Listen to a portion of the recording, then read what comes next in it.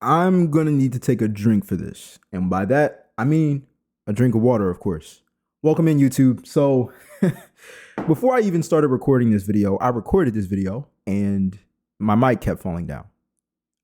Hey, but this is my story of how I became an entrepreneur. Let's get into it. So, let me say this. Everybody that I mentioned in this story, I have no hard feelings for. Nothing at all. If you know me in real life, this story includes you because you are a vital moment in this story. Now, it all started when I was, maybe 11, 12 years old. Hey, I was raised by my mother and father. I love them to my heart.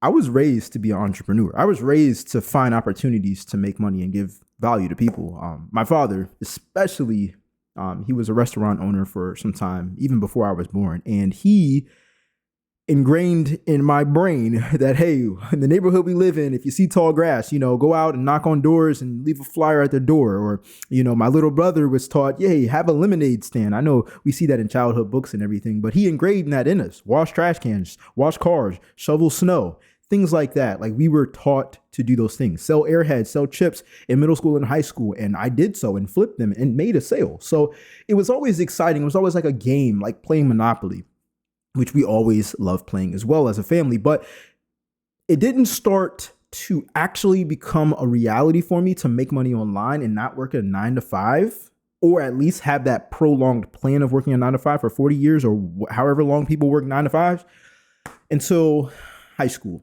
You see, in high school, I was bullied and I didn't have confidence. Zero, zip, nada, nothing. Okay. And this is not a video to feel sorry or rile up your emotions or anything like that. Like, I just didn't have confidence and I was bullied. Okay. Most people are bullied by a bully that's being bullied somewhere else. Okay. But I was the kid being bullied because I was so small. I was 110 pounds, 18 years old, graduating high school, and I was probably 5'9". Now I'm a healthy 185 pounds and about 5'11". So anyways, once I graduated high school, I had so much anger in my heart.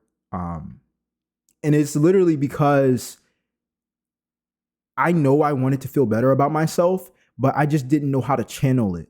And I had watched a movie after I graduated high school. I remember this, it was the same week. I had watched a movie on Netflix, and it was this movie of this guy who, I forgot what the movie was, but it was a guy who basically was bullied too through high school until he started to work out and he started to have confidence within himself. And I saw myself in that movie.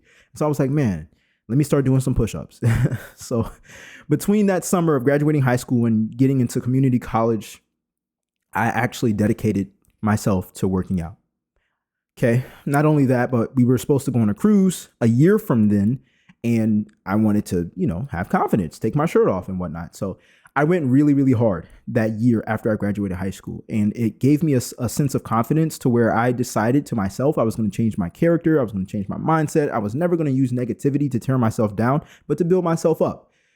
And that's when I decided I'm going to change my name, because if I can change my name and the way people see me or speak to me, then I can change the way I view myself as well, on top of the muscle that I was building over time. And so instead of calling me Justin, call me Jay. Hey, you guys know me as Jay, but my name is Justin. Surprise. Now, moving forward, I left that community college after the first year, and I was so confident, okay, maybe this much confident, because I really needed validation from girls. When I was working out, I was like, man, I got the body now. I got abs. I'm starting to see, some definition. I'm feeling good about myself. I'm feeling myself. And so I decided to go to university strictly, like nobody else knew this, but I really wanted to go to university just to attract women. And let me say it like this. I chose the university because it was labeled the party school. I'm not even going to, Norfolk State University. All right. It's out there. Norfolk State University. Now, at the time, it was called the party school. I guess everybody gets told that's the party school. And it just dwells on people who need that validation or like to go to parties. That was me. So I was like, yeah, I chose the first school I toured. Went there for the first year. And I was just, I wasn't a party animal, but I was definitely the person or the man who needed to feel validated. And so what ended up happening was I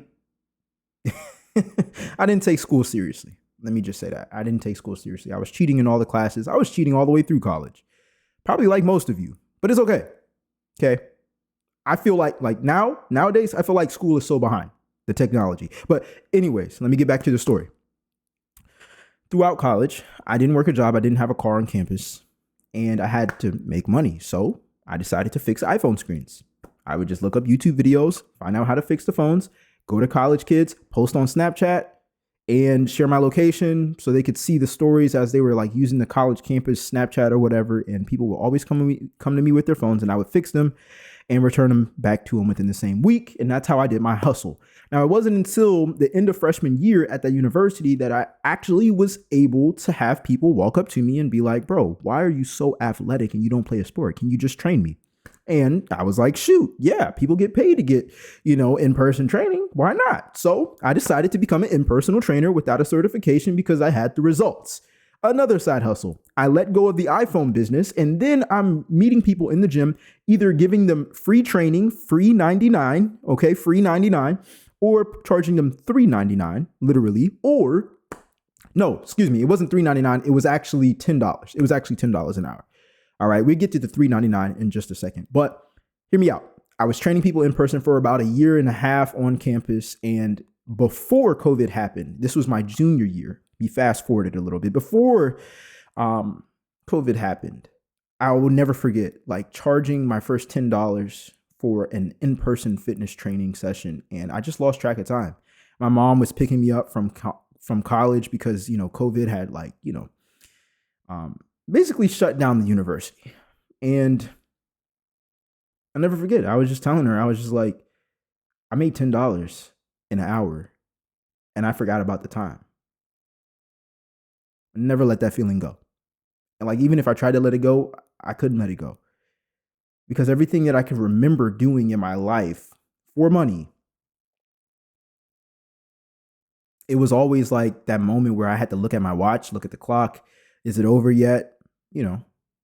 Or even if money wasn't involved, if it was school, if it was class, it was, felt like punishment. That didn't. It was the first taste I ever had of freedom in a way. I mean, I was working, but I actually enjoyed what I was doing, helping people and getting paid for it. And so that was spring break. Okay. School was shutting down and it was spring break. Now, at the end of spring break, here I am in the gym, working out, doing my last workout in my local town that I live in, getting ready to go back to school. But then we get an email. Students don't come back. It wasn't verbatim that, but you could say it was just that, because we didn't go back. We didn't even go back for the whole school year. And class ended up being online on our laptops. That's when it hit me. Oh man, I worked on campus. How am I going to work? My boss didn't hit me up for hours. They didn't even allow us to have hours. So I didn't have any other way to getting paid. Now, I know I told you guys that I was training people in person, but I also was working a college campus job. It was so relaxed. All I had to do was sit in a chair and watch a projector screen go on and off. It didn't even feel like a job. But let me just say, they didn't give out hours, and I had to find a way to make money. It wasn't that I was going to go homeless or anything, but it was just like that point where I was like, yo, I got to make money, right? Like, I got the hustle mentality now, I'm feeling good. I'm confident. I was helping people out. I got a little taste of freedom. Why not? So I decided to DoorDash on the side, but also look up ways to earn money online. That's when I found about Herbalife. Okay. I didn't know what an MLM was. I'm not bashing Herbalife, but it was just not it for me. Okay. Buying products and then selling people the products and whatnot. I made some money with it, but it was never a serious thing until I looked up how to make money online by myself. I found out I could create ebooks on nutrition, working out, accountability, getting abs, whatever I genuinely knew about, I could make an ebook about and sell it. Meanwhile, I'm looking up these strategies. I created a website. I created the ebooks. I poured my heart into it. I told myself I'm going to sell them all for just $3.99. I sold nothing. Nobody bought it. Nobody. And I was so surprised. I'm like, yo, it's an ebook. It has video attachments to it. I created it from scratch. Why isn't anybody buying it? Well, I didn't have any mentors at the time and I didn't have any answers. Eventually, it was just a dead project. But then one random summer evening, maybe, my cousin TK, we're going to call him TK. All right, TK, if you're watching this, all love, man. Listen, my cousin called me, hit me up. Yo, cuz, we got some friends. It was some girls. We can chill out, go to Virginia Beach, and just have fun. I'm like, cool. So TK books a resort room. And I'm like, a resort room? Like, bro, we don't live too far from Virginia Beach. Why not just get a normal hotel room? Because the resort room costs hundreds more. And at the time, I ain't got no money like that. So I'm over there like, how are we going to make this work? Anyways, we all pitched in and we got the room. But when we arrived in person, they were like, oh, you guys got to get that security deposit. I'm like, security deposit? What is that? I quickly found out a security deposit is when they take some extra money, just to cover damages, just in case there are any damages. I'm like, okay, cool. That's fair. I've heard of it before. I just, slipped my mind. How much is the security deposit? Oh, it's like $400. $400. Okay. That's all I had to my name was $400. And let me tell you this, it wasn't from fitness ebooks and it wasn't from training people in person. It was from DoorDash. And I don't know about you, if you've ever DoorDash before, but making $400, at least back then with DoorDash, with one phone, that's another side story. With one phone doing DoorDash, it took me, I was doing it part-time, maybe about 2 weeks worth of work. I don't know how much I was working with DoorDash back then, but I just knew it was all I had. I had it on my DoorDash debit card. And so I was like, okay, is it going to be refundable? And they were like, yeah, we'll refund it back to you. I'm like, okay. Well, we're already this far. We got the girls. I got TK. We're already in Virginia Beach. Just take the card. Oh, sorry, sir. Is this a prepaid card? Yes. Yeah, we don't accept that. Oh my gosh. Okay. All right. This is kind of embarrassing. It looks like I'm broke, which I am. So I take the card back. I'm like, okay, we'll be right back. We take the girls. Me and TK go off to the ATM. I withdraw some cash. Boom, $400 cash. Oh, so sorry, sir. Yeah, we don't accept cash. What? Is it because of COVID? No, it's just, we need a card on file just in case we have to take extra damages. Okay. So being the entrepreneur and hustler that I am, I'm like, let me put together an offer. I tell old girl, okay, let's just call her old girl for the purposes of this video. Hey, I got $400 right now. Okay. How about you put your card on file and I hand you $400? They're going to refund you the $400 in like a week or two. And you go ahead and refund me the money when it's back on your card. She's like, okay, cool. Boom. We made the transaction. We got the room. Okay. Now here's where the problem came in. 2 weeks later, I hit up old girl and she's in California. Okay. She's in California and she's telling me she never got a refund. I'm like, okay, hold on. Call the resort. Hey, did y'all see the refund? Yeah, we already did. Can I see proof? Yeah. Okay. Somebody's lying. Somebody's lying. It's my $400, man. I think I only had $30 to my name that day. $400 down the drain. My brain was like, how could we let this happen? I sat there for hours. And I will never forget just telling myself it's already gone, bro. But I came up with one more idea. Hey, that's the hustle mindset, right? One more idea. It's got to work, right? This plan has to work. If you are a hustler, all right, if you are the type of person to go out there and hustle and find your own and make money on your own, you know what this mindset is. So my mindset's like, hold on, we got this one more thing that just might work. All right. So I text old girl and I'm like, okay, well, I can't threaten the resort and I don't see why they would lie because they can't benefit from it. And if they do try to do that, that's a whole nother problem. But let me see if old girl will crack just to see if she's lying or not. Right. So I text her one more time. Okay. At this point, the conversation is heated, by the way. I'm like, yo, the resort said they refunded the money. Where is it at? She's like, oh, I don't have it. If I had it, I would send it back. She even went to the point to where she screenshotted her account and she had 15 grand in her account. Now, this is how that made me feel. Let me say this. I felt like I was broke and I was broke, but I felt like I was broke. Cause I'm like, yo, we the same age. How she got 15 grand in her account? And then my brain started to think, well, if she got 15 grand in her account, why would she need my 400? Jay, don't think that way. It's still $400. Okay. It's a reason why she just didn't send it over, even if she didn't get it, even though she had it. It's still $400, right? So I send a threat and I'm like, yo, my cousin's a lawyer. And I got a lot of cousins, but I don't know if any of them are lawyers. But I was like, my cousin's a lawyer. He's going to follow up with you and blah, blah, blah, blah, blah. Well, guess what? My $400 came back. But let me tell you when it snapped for me. When she sent the $400, that's when I had told myself I had already accepted losing the $400. There's got to be something different I can do with this $400 besides have it just sit here, because we just thought a girl stole it and she almost got away with it.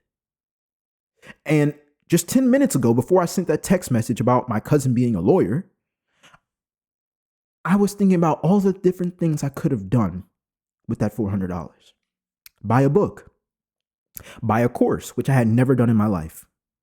And I just believe, I believe it was God's way of having me realize the value of money, not the love of money, but the value of money. See, money is an exchange of my energy that I put in with the DoorDash. And so that's why I was so I just wanted to, embrace it and hold it and put it in my savings account and never let it go again. But I had felt the feeling of loss. And that's when I was like, I'm gonna find a mentor to make some money with online fitness. I put the dots together, and it's just because I felt the money was gone. The money was gone. Okay. I've already shared this story on my Instagram story. So, but the whole point was the money was gone. And when it came back in my account, I immediately spent it the next day. I invested in a mentorship that cost me not $400, but $400 a month for 12 months. And I actually ended up staying in there over 2 years. Now, when I invested these $400 that I had gotten stolen at a certain point, I had told myself, well, you know what? The worst thing that can happen is I invest these $400. I learn a way to possibly make money online as an online fitness coach, and I don't make any money back, and the $400 is still gone. But at least I might have the chance of learning something. And what I ended up doing after investing that $400, okay, I'll never forget, on that ride home, I had invested the $400 and I was talking to my previous mentor, and it took a while for me to get in the mentorship. It took me 2 hours. He had to send the link and make sure the payment was verified and whatnot, and the contracts were signed. And the whole time ride home, I was like, bro, did you get it? Where's the mentorship? Did you just scam me? He's like, no, I got you. He sent me the link. I got in. Great. Now, I told myself, I need to make my $400 back. It was never about $10,000. It was never about $1,000. It was never about $500. It was never about $401. It was about just getting my $400 back. I knew if I can get my $400 back, I knew I could do it on repeat. Fast forward, within the first 4 weeks of that mentorship, I earned around, I believe, $600 to $700 my first month. By month 3, I was earning $2,700. Okay. And I might show you all a screenshot or something. Because I know it can be hard to believe when people make claims, but this is why I'm telling you the story. It was not just me making $2,300 or $2,700. I was making that recurring. Every single dollar was arriving the next month for at least 3 months. Because I had people on contract. Because it's a fitness program, right? You're not going to get in the best shape of your life in 1 month. So it had to happen, 3-6 months. So they were paying me each customer was paying me $250, $300, $400 a month, every single month for 3 months or 6 months or so. I had never asked anybody for any more than $10 for fitness training. And here I am learning how to charge $250 to $400 per person. I never met them in person, never had to go on a Zoom session and train them. It was pre-recorded videos. I wasn't even in the videos of the workouts, any of that. And I learned how to leverage communication and sales and offers and value across the internet on a simple app called Instagram without having paid ads. Okay. That was my vital moment where I was like, you know what? School might not be for me. And I knew it was going to be a rocky road because I had it was the most money I made in my life. That whole summer, I made around 3K every single month for 3 months. I was saving up money. Okay. But I was also reinvesting it back into other things to help my business grow as well. Now, when school started back up, I'm like, cool, I can do both. I can balance both, right? But it didn't happen that way. I actually ended up dropping out of college because my income significantly dropped when I was running that business. And I knew it wasn't the best decision, but a lot of people will tell you you needed to finish school so you can have a degree, so you can always use that to your advantage in the workforce and you can make more money just in case the business doesn't work out. And I had been saturating myself around a community of people and also content that literally of people who are not to sound cliche, but people who are dedicated, they're committed. Okay. Commitment means that you don't back out. A lot of people, they have a plan A and they have a plan B and C and D. I had just had my plan A, and my plan B is to review plan A and attack plan A again. I needed to feel that because I had never been that committed in my life. I had never been that broke in my life. I had never been to the point where I knew if I didn't succeed, I wouldn't eat. Even though I was living at my parents' house at the time, I knew I needed that feeling of putting my back against the wall so I could always search for a solution. It's the whole reason why I even got started with coaching is because I felt like I didn't have any other option because I felt like I lost the $400 before I actually invested it. Now, that's how I got into the online world. After that summer, that December, I decided to drop out, and it's been like that ever since. It's been like that ever since. There's been definitely rocky roads, months where I've barely been able to afford rent, months where I would be lucky to just make one sale. Maybe a sale was like $2,000 or so. There's been months like now where, I'm working a part-time job to help fuel the business and also my expenses because I have made irrational decisions with signing my name on things I have to pay back over time, like a cell phone. Basically having my expenses be more than my income because I'm able to make more income in a shorter amount of time. And so now I've learned to leverage multiple tools. And even though school is still an option for me and I can finish it quicker, it's the commitment part. I'm sharing this story to not encourage you to drop out or, do irrational things. Everybody has their own story with entrepreneurship. With me, it was never make $10,000 a month. It was always, how can I get my money back? But now I'm in the era of how can I leverage my money instead of spending it on things that don't necessarily correlate with me having a return. It can help me with the return, but it doesn't necessarily mean it's going to bring me more money, like having the fanciest camera or whatnot, or having the newest laptop, or having a bigger apartment. I've learned to be humble and blessed and appreciate things that the Most High gives me and plant it as a seed. Now I'm learning about stocks and options trading and high yield savings accounts and the profitability of a business and how much you should charge for a product, even if it's digital, and the gross margin, which basically means how much it costs you to make the product, but how much are you getting in return to also cover your outside expenses like rent and electricity and utilities and stuff like that. And so I'm getting really big into accounting because that's another hat that a lot of people don't think about when they start entrepreneurship. I've had plenty of ups and downs, and I'm still committed to plan A. This story, this video kind of went to an area where I'm updating you guys now. Again, working a part-time job, I say that with humility, but I say that with confidence as well, because that was the biggest pill for me to swallow. It's like, man, I got to go back to, working for someone. It's been like 2.5 years since I've done that. And I just started about last month.